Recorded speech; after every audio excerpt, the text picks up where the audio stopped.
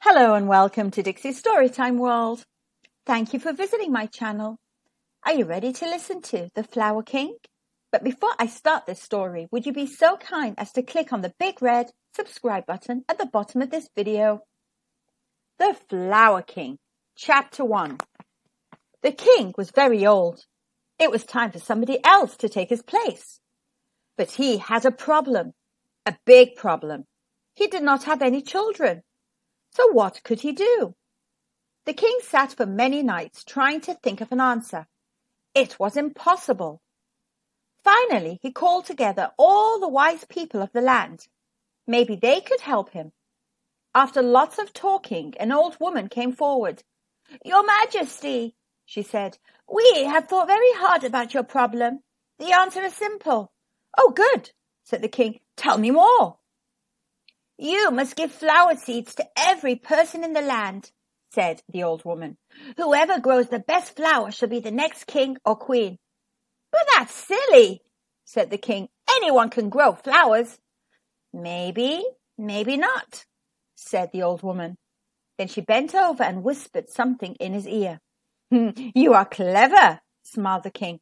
"We must send out the seeds at once." Chapter 2. The king ordered 1,000 sacks of very special flower seeds. His servants put them into small paper packets. After a week, there were 1,000,000 packets of seeds, enough for every house in the land. The servants rode across the hills in every direction, north, south, east, and west, to deliver the seeds. Every packet came with a message. The king is old and wishes to retire. He wants to pass on his kingdom, but he does not have any children. These seeds are the answer to his problem.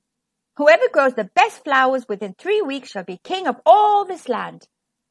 As the seeds landed on doorsteps, villagers and townspeople gathered to gossip. "The king's gone a bit bonkers. But think of all the gold and jewels. You could stuff your face with fancy food and have fun ordering people about all day." Everyone greedily grabbed their seeds. They planted them in pots and began to dream big, flowery dreams. Chapter 3. Jack did not have time for big, flowery dreams. He spent all day working and all night looking after his sick mother. One evening, after a meal of cold potatoes, Jack heard the sound of horses' hooves coming down the lane. A moment later, a packet was pushed under the door. Jack picked it up and read out the message. "This must be a joke," he said. Jack's mother took the letter. She pointed to the bottom of the page. "Look, there's the royal seal. This comes from the king himself." "How can I plant a letter?" asked Jack. "Don't be silly," said his mother. "Look in the packet." Jack shook the packet and out came a handful of tiny seeds. "I don't have a chance," he said, shaking his head. "The day I become king will be the day the sun says hello to the moon." Chapter 4. That evening, Jack helped his mother into a chair by the fire and put a blanket over her knees. "You're a good boy, Jack," she said. "Now, what are you going to do about these?" She pointed at the packet of seeds. Jack thought for a moment. "Plant them, of course. Even if I don't win, the flowers will cheer you up." Jack found an old clay pot and filled it with soil. He made holes with his fingers and pushed the seeds deep down. He fetched water from the well and wet the soil. He put the pot by the window to soak up the sun. A week went by. "Can you see anything yet?" his mother asked. "No," said Jack glumly. He took the pot outside and placed it in a sunny spot. A week went by. "Can you see anything yet?" his mother asked. "No," said Jack very glumly.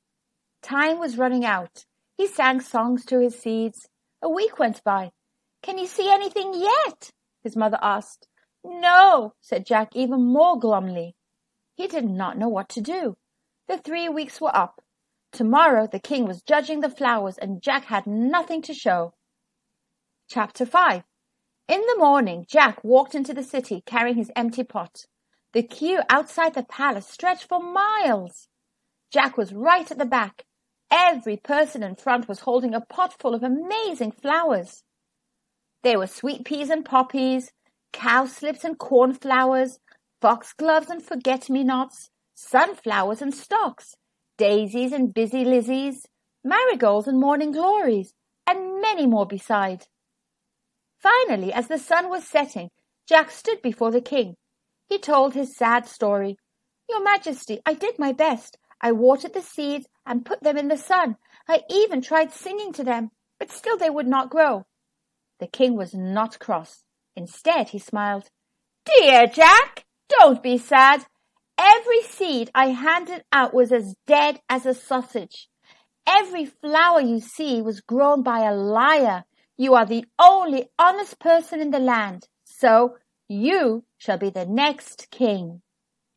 And from that day, Jack looked after both his mother and the kingdom.